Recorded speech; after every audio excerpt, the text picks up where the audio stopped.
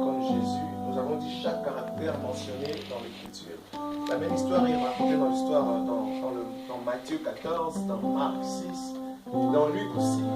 Mais nous avons choisi d'aller avec Jean parce que Jean a mentionné certains caractères. Et nous avons dit chaque caractère mentionné dans le livre de Jean sera pour nous une inspiration, un moyen par lequel nous allons apprendre comment travailler. La semaine passée, nous allons parler sur comment travailler comme Jésus. Et cette semaine, nous allons continuer, mais nous allons parler sur comment travailler comme Philippe. Alléluia. Alléluia. Nous y sommes, Jean chapitre 6. Après cela, Jésus s'en alla de l'autre côté de la mer, de Galilée, de Tibériade. Une grande foule le suivait parce qu'elle voyait les miracles qu'il opérait sur les malades. Jésus monta sur la montagne et là il s'assit avec ses disciples. Or la Pâque était proche, la fête des Juifs. Ayant levé les yeux et voyant qu'une grande foule venait à lui, Jésus dit à Philippe, où achèterons-nous de pain pour que ces gens aient à manger? Il disait cela pour le prouver, car il savait ce qu'il allait faire. Philippe lui répondit, les pains qu'on aurait pour 200 deniers ne suffiraient pas pour que chacun en reçût un peu. Un de ses disciples, André, frère de Simon, Pierre, lui dit, il y a ici un jeune garçon qui a 5 pains d'orge et 2 poissons. Mais qu'est-ce que c'est là pour tant de gens? Jésus dit, faites-les asseoir. Il y avait dans ces lieux beaucoup d'herbes. Ils s'assirent donc au nombre d'environ 5000 hommes. Jésus prit le pain, rendit grâce, les distribua à ceux qui étaient assis.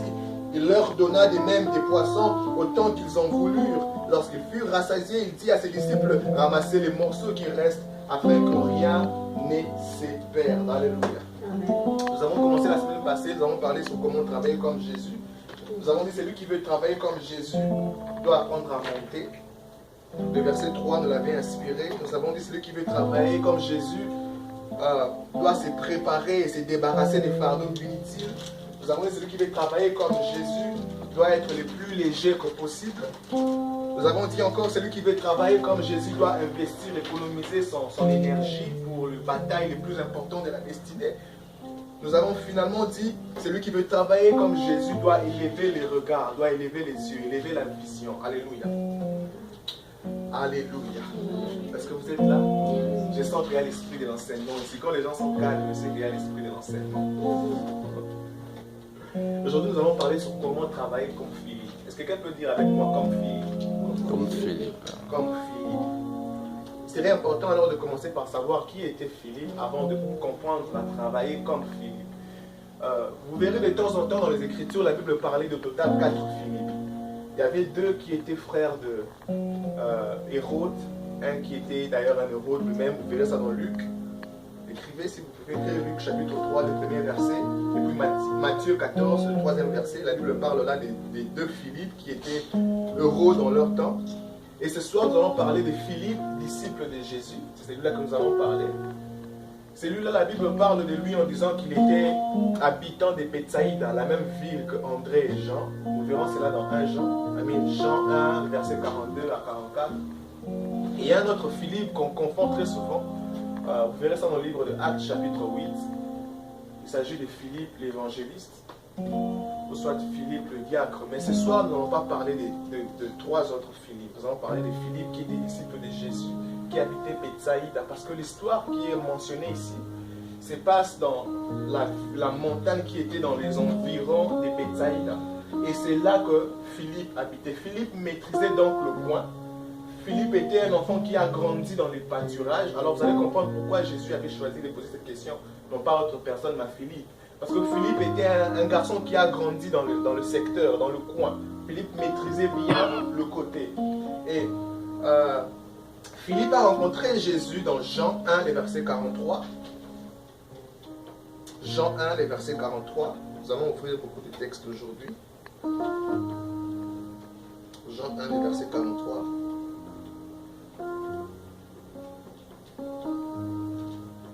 Le lendemain, Jésus, j'ai lu avec la version Bible des Seigneurs.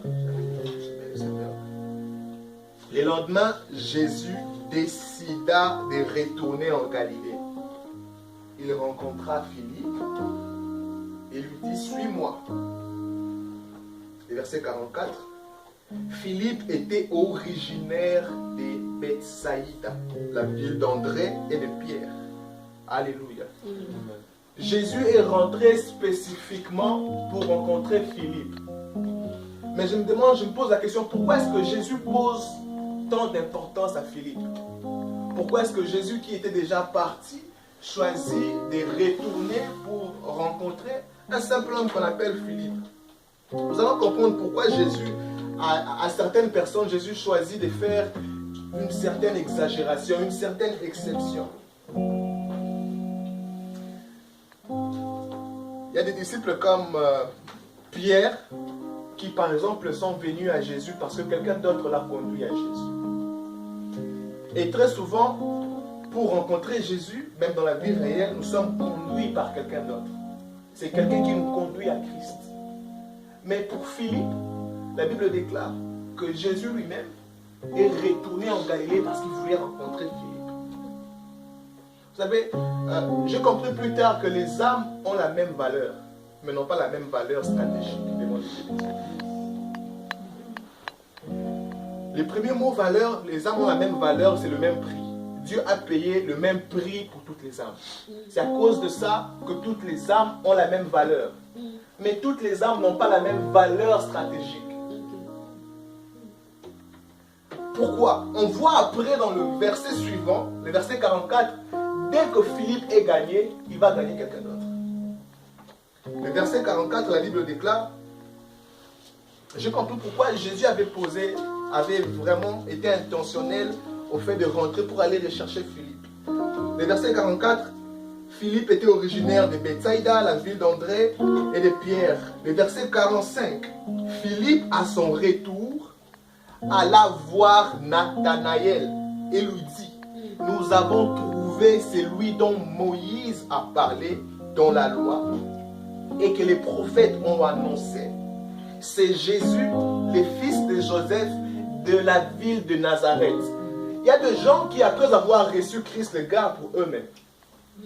Mais il y a des gens comme Philippe, après avoir reçu Christ, c'est impossible de le garder pour eux-mêmes. Il y a des gens comme le fou de Gadara, des gens pour lesquels Jésus va spécifiquement.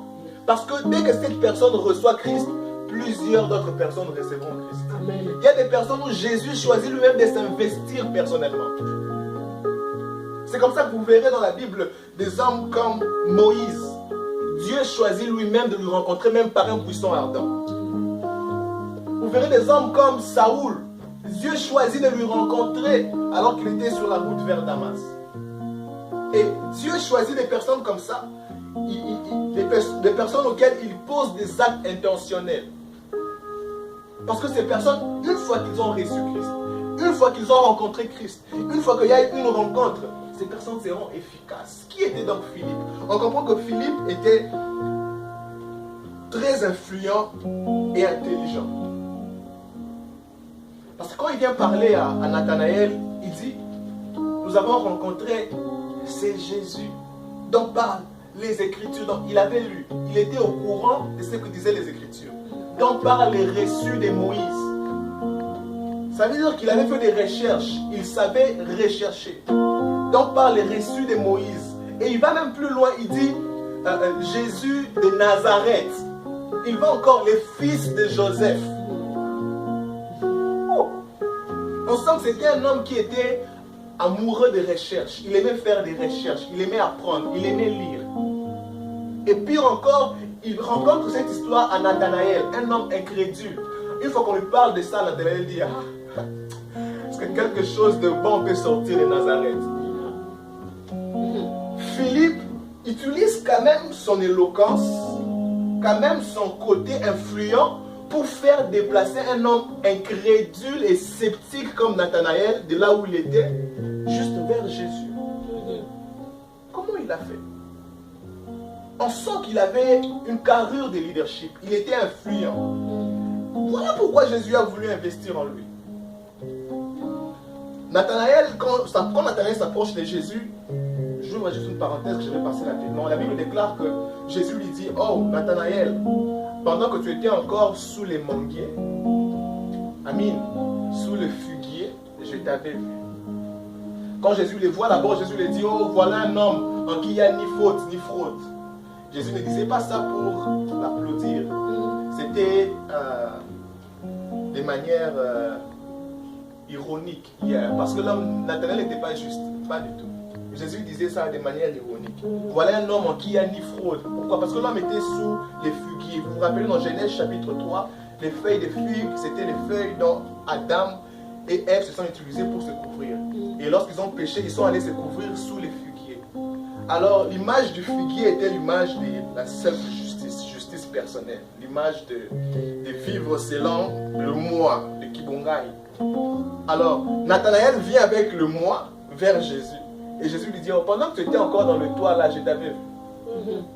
Et il est même venu vers Jésus parce qu'il ne croyait même pas encore. On va finalement partir, je vais voir si Jésus c'est qui. Et Jésus lui dit, pendant que tu étais ces figuiers là, toujours ces figuiers là, je t'ai vu. Et Nathanaël dit, oh mon Seigneur et mon roi. Nathanaël finalement entre dans l'équipe pour suivre Jésus. Pourquoi? À cause de Philippe. De Philippe, si nous voulons travailler comme Philippe, nous devons apprendre à utiliser ce que nous avons déjà. Celui qui veut travailler comme Philippe utilise ce qu'il a déjà pour attirer à Jésus.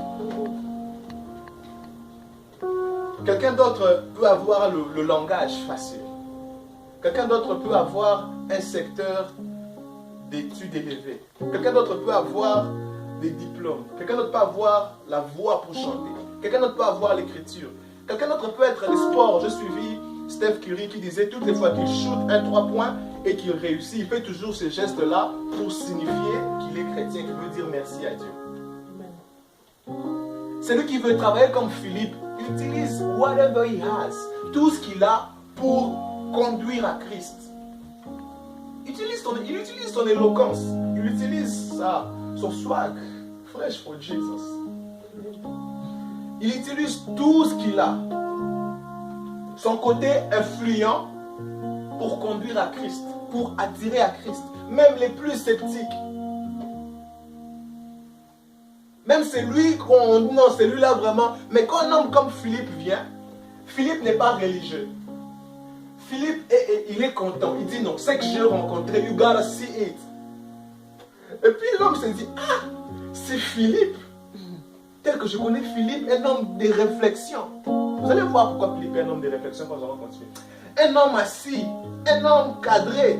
Si Philippe parle comme ça, il faut quand même que j'aille quand même voir ce Jésus.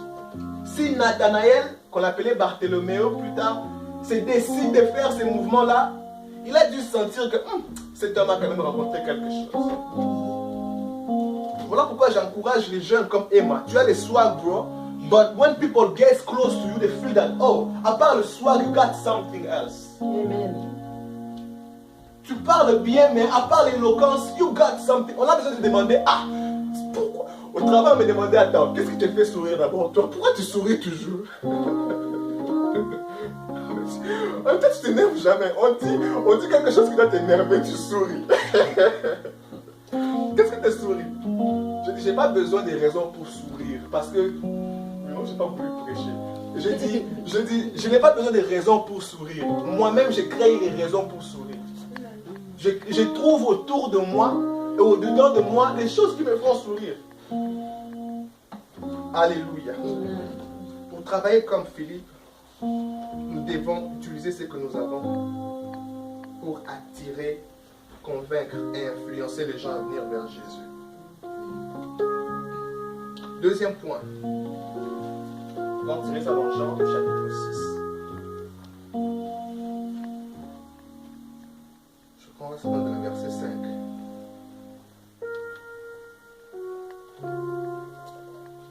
Jean le chapitre 6, avec le verset 5.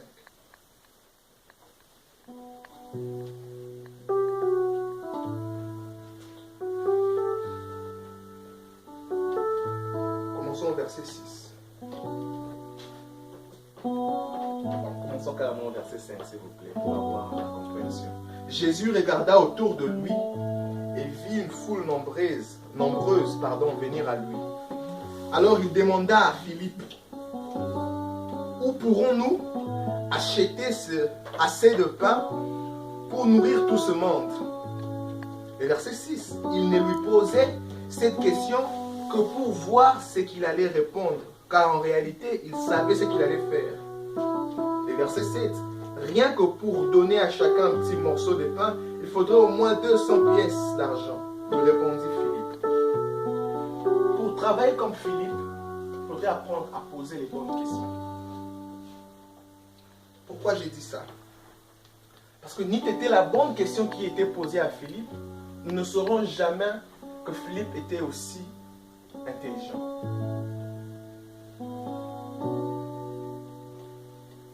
D'ailleurs, en lisant les Écritures, on ne voit jamais parler de Philippe. Presque pas. On ne le connaît presque pas. Si on pose la question aux gens, on dit, citez les disciples de Jésus, on citera probablement Judas Iscariote, on citera Simon-Pierre, on citera qui encore? Matthieu, Jean, Jacques, les fils de Zébédée.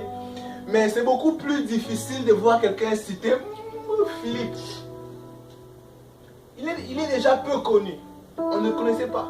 La même histoire est rencontrée dans les 3 autres évangiles, Matthieu, Marc, Luc, mais ils n'ont même pas parlé de Philippe. Ils ont juste dit, il y avait la foule, les consorts. Personne n'a mentionné Philippe.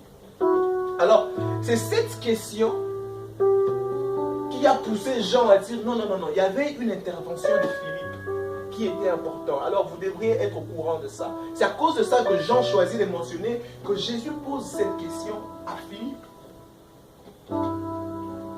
Posez-vous la question, pourquoi Jésus n'a pas posé la même question à André? Pourquoi Jésus n'a pas posé la même question à Pierre? Mais Jésus choisit de poser cette question à Philippe. Alléluia. Et quand Jésus pose la question à Philippe, c'est comme si Jésus lui donnait un projet. Et Philippe dit, même 200 deniers ne suffira pas. Philippe vient avec un chiffre d'affaires.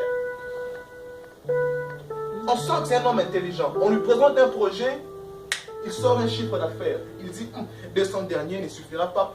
On sent que c'est un homme qui connaît l'économie, business, qui connaît comment organiser les choses, qui connaît la valeur de l'organisation. Et il n'a pas choisi 200 deniers de manière comme au hasard. Allons dans Matthieu 20, chapitre 2. Il connaissait exactement ce qu'il était en train de dire. Matthieu 20, chapitre 2. Le verset 2, pardon.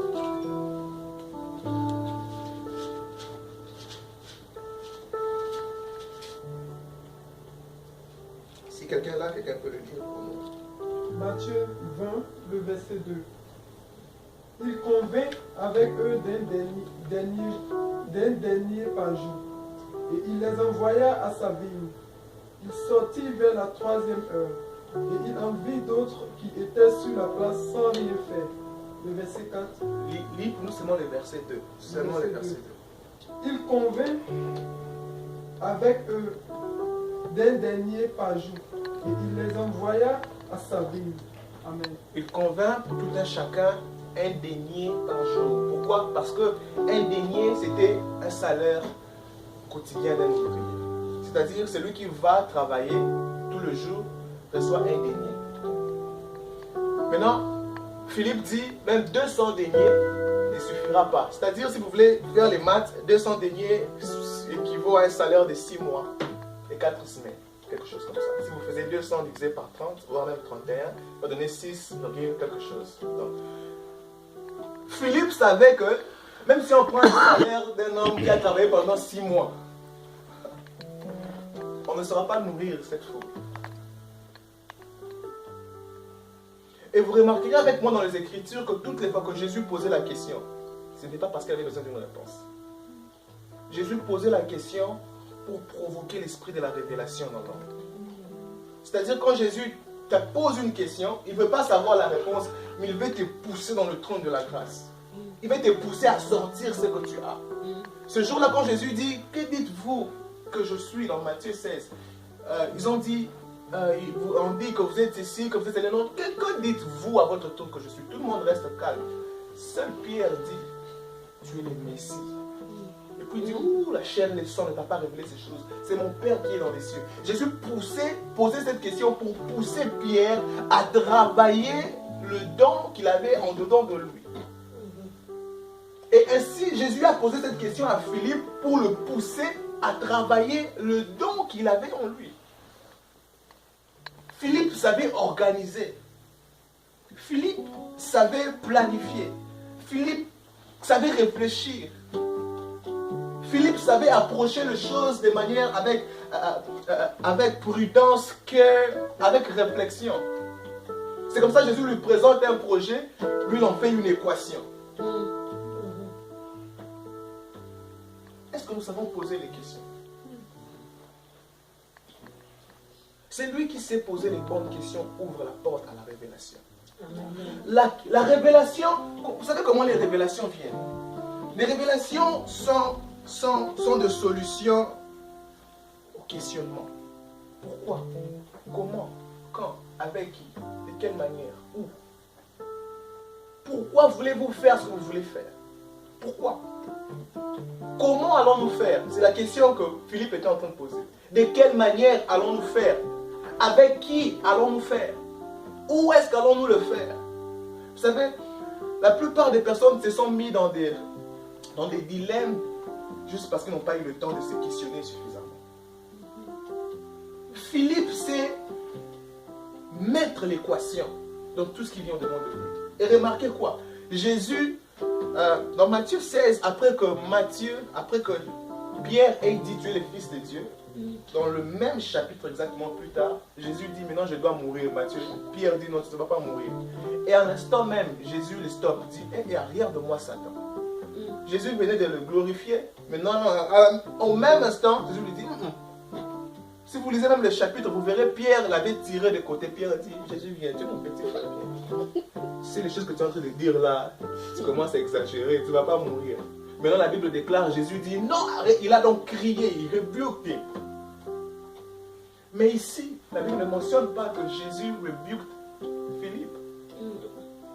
Parce qu'il n'était pas contre ça. Jésus n'est pas contre la réflexion. Jésus n'est pas contre l'inéquation et l'équation. Jésus n'est pas contre le questionnement. Il n'était pas contre l'attitude de Philippe. C'est à cause de ça qu'il avait posé à Philippe cette question. Il savait que Philippe répondrait. Il savait que Philippe démontrait ce dont nous avons besoin vraiment, la gravité de la chose. Et après, quand le miracle sera fait, on comprendra que oui, ce que les gens mangeaient peut équivaloir au temps.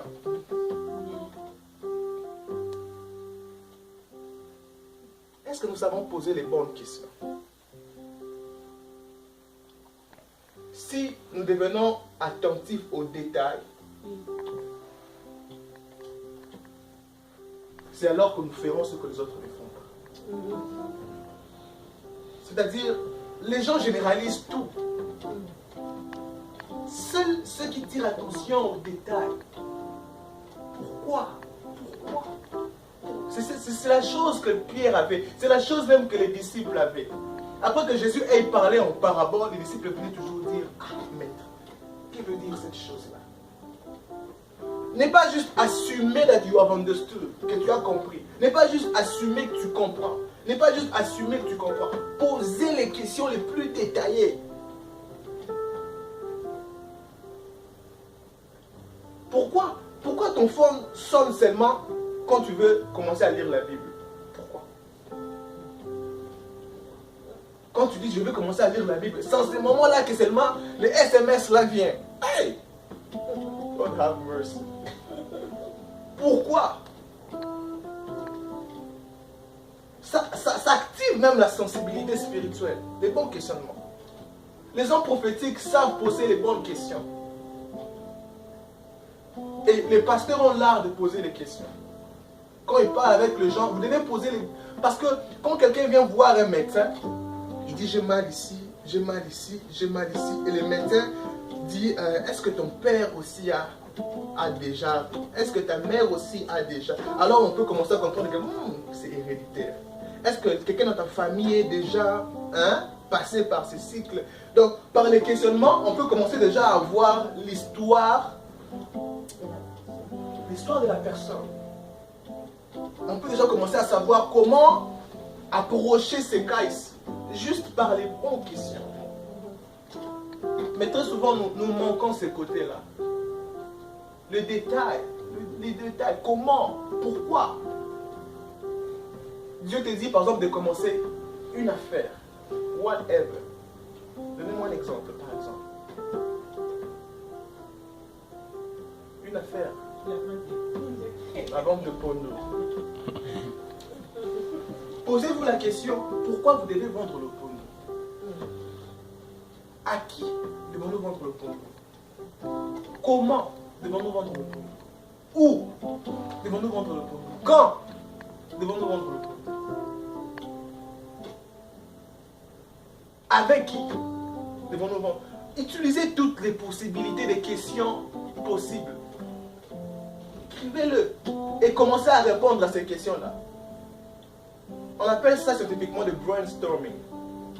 Faites un peu le brainstorming around. Vous commencez à répondre aux questions et vous remarquerez que la vision deviendra beaucoup plus claire. Oh oui, exactement. On a besoin du Pondo à Fairfield, on a besoin du Pondo à Westchester, on a besoin du Pondo à Hamilton aussi. Donc, Cincinnati, à 40%, a besoin du Pondo. Donc, si on commence les marchés, on va réussir. Alors, on ne peut pas seulement attaquer Cincinnati, on va attaquer aussi Columbus. Ouais, vous. Et on dit si on a déjà 40% à Cincinnati, et disons qu'on échoue. Dans 40%, on échoue. Que 40% devient notre 100%. Et dans le 100% des 40%, on a seulement 10%. C'est-à-dire 4%. C'est-à-dire si on a 4% de tout Cincinnati, on peut avoir autant comme revenu. Est-ce que ça suffit pour investir dans ça? C'est comme ça qu'on réfléchit. C'est comme ça qu'on se pose des questions. C'est comme ça qu'on travaille comme Philippe. En se posant des bons questionnements. Quelquefois, je me rappelle quand j'étais encore très jeune, à l'école d'ailleurs, après les cours, il y avait des amis, surtout quand j'étais encore à ma tété. Tu dois te battre. S'il y a quelqu'un qui ne t'aime pas, il va organiser un moment où vous allez jouer au foot. Et puis il dit à tout le monde, quand on va arriver, c'est mon terrain de foot. Moi je vais le pousser, même s'il dit rien, vous nous encerclez, on va se battre. Maintenant toi tu es chez toi à la maison, tu as seulement tous les amis, on va aller jouer au foot. Ah, moi j'ai pas envie de jouer au foot aujourd'hui. Maman dit que je sorte pas. Oh non, viens, on va aller jouer seulement. Maintenant, si tu étais assez, si j'étais assez prophétique dans le temps, j'allais dire, pourquoi ils sont en train d'insister assez? Pourquoi ils veulent seulement aujourd'hui? Ah, moi je suis sous. Oh, ils veulent voir la bagarre avec nous. Ils sont genre, ils veulent voir la bagarre. Alors, toi tu sors innocemment, tu vas aussi, le foot commence, c'est pas seulement ce garçon-là te suit. Ah, mais pourquoi celui-ci me suit? Et puis tu n'as même pas les ballons, il vient, il te pousse. Quand tu déclares, oh, toi tu me manques de respect, il te pousse. Et puis vous allez vous battre. Et puis il y avait des chants qu'on chantait, je préfère pas chanter. On vous encercle. On vous encercle. Et puis, même si tu ne veux pas te battre, tu vas te battre. Premier gifle, tu dis, aïe, ça c'est fou. Il faut que je me défende quand même, je suis un homme. Mais si au moins tu sentais dans ton cœur, ah, mais ces gens qui sont en train d'insister bizarrement, pourquoi ils insistent autant? Pourquoi? Ça. Et si vous ne savez pas poser la bonne question, thank you Jesus.